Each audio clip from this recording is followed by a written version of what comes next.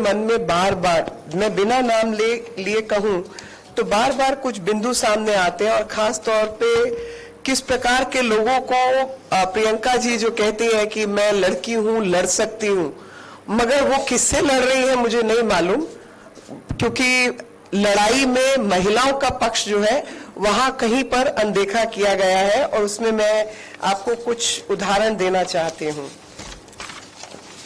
सबसे पहला उदाहरण तो यहाँ पर पूर्व में यहाँ के बड़े नेता जो महिलाओं को टंचमाल कहते हैं वो आज भी पार्टी में है, और कन्या पूजन की नौटंकी कुछ लोग करते हैं, उनको टिकट दी जाती है जो कि दुष्कर्म में लिप्त है। ऐसे ही कांग्रेस लगातार भ्रमित कर रही है महिलाओं को, मलिन मन से बिना शर्म के उन लोगों को संरक्षण दे रही है जो कि महिला उत्पीड़न में लगातार शामिल है और झूठ बोल रहे हैं। कांग्रेस ने चुनकर महिलाओं के साथ अभद्र व्यवहार करने वालों को टिकट दी। मैं नाम ले दूं? ठीक, आप क्या कहते हैं, नाम ले दूं? अच्छा, बहनों का इशारा इसलिए दे रहे हो तो नहीं, सही में बहनों का इशारा है। मैं नाम नहीं लेना चाह रही थी, मैं इसको जनरलाइज रखना चाहती थी। मुरली मोरवाल जी के बेटे पर महिला उत्पीड़न का मामला दर्ज है। सोनकच्छ से कांग्रेस के उम्मीदवार संजन वर्मा जी ने कहा कि महिलाएं बच्चे पैदा करने की मशीन है।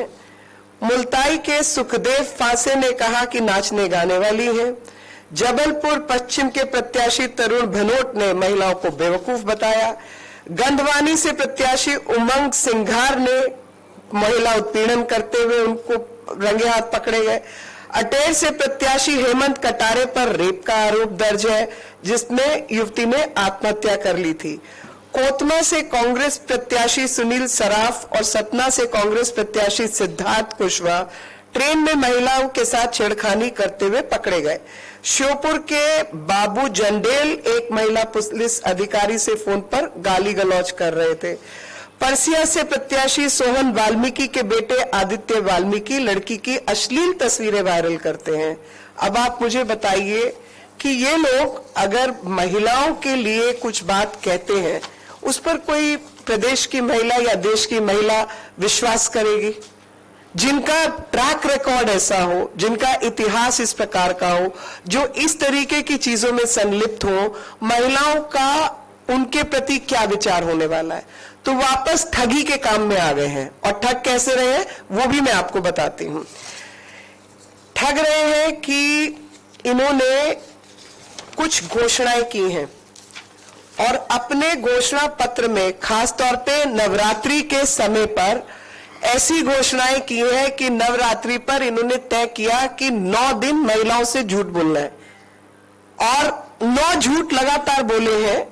तो जो ये नवरात्रि के उपलक्ष्य में इन्होंने फिर एक नया घोटाला किया, मैं आपको एक एक घोटाले का डिटेलिंग देना चाहती हूं। पहला झूठ, विधवा प्रोत्साहन हेतु पुनः विवाह पर 1,51,000 रुपए देने का वायदा। भाई साहब, 2 लाख रुपया अभी राज्य की सरकार दे रही है, ये स्कीम लागू है।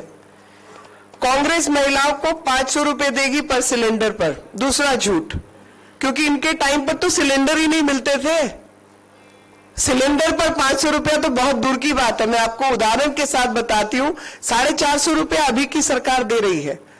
और इन्होंने जो आज भी जो पैसा केंद्र सरकार पैसा लौटा रही है, वो इन्हीं का लिया हुआ कर्जा है गैस और ऑयल के ऊपर, जो आज तक हम लोग लौटा रहे हैं पेट्रोल बॉन्ड के नाम पर।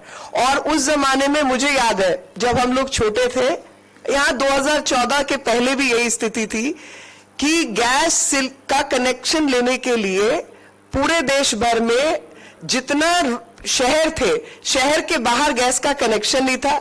11 से 12 करोड़ मात्र गैस के कनेक्शन थे, और वो 11 से 12 करोड़ कनेक्शन भी शहरों में थे। और एक गैस का कनेक्शन देने के लिए आपको किसी सांसद या मंत्री के हस्ताक्षर चाहिए थे, तब आपको गैस मिलती थी, तब आपको फोन मिलता था। ये हालत थी इस देश की। वो आज महिलाओं से वायदा कर रहे कि हम, अब भाजपा आपको 450 दे रही है, हम 500 देंगे। अरे भैया, ट्रैक रिकॉर्ड तुम्हारा क्या है? तुमने आज तक महिलाओं को शौचालय नहीं दिए, फ्री में तुम क्या दोगे? जिन्होंने महिलाओं के आत्मसम्मान की रक्षा नहीं की, लगातार गलत शब्दों का इस्तेमाल किया, उत्पीड़न किए, वो आज धोखा देने के लिए इस तरीके की बात कर रहे हैं। तीसरा इन्होंने कहा कि प्रति माह महिलाओं को हम 1,500 रुपया देंगे। तो लाडली बहन योजना के तहत आज हाथ में महिलाओं को 1,250 रुपया मिलता है और समय के साथ आगे बढ़ाने की जो उसकी प्लानिंग है वो 3,000 रुपए तक की है। तो ये ऑलरेडी ऑनगोइंग स्कीम है। तो ये जो 100, 250 मतलब 25-50 टके का लालच देकर लोगों को गुमराह करने का, खासतौर पे महिलाओं को गुमराह करने का काम कर रहे हैं। खबरों में बने रहने के लिए ग्रामीण भारत टीवी को सब्सक्राइब कीजिए और बेल आइकॉन दबाना ना भूलें।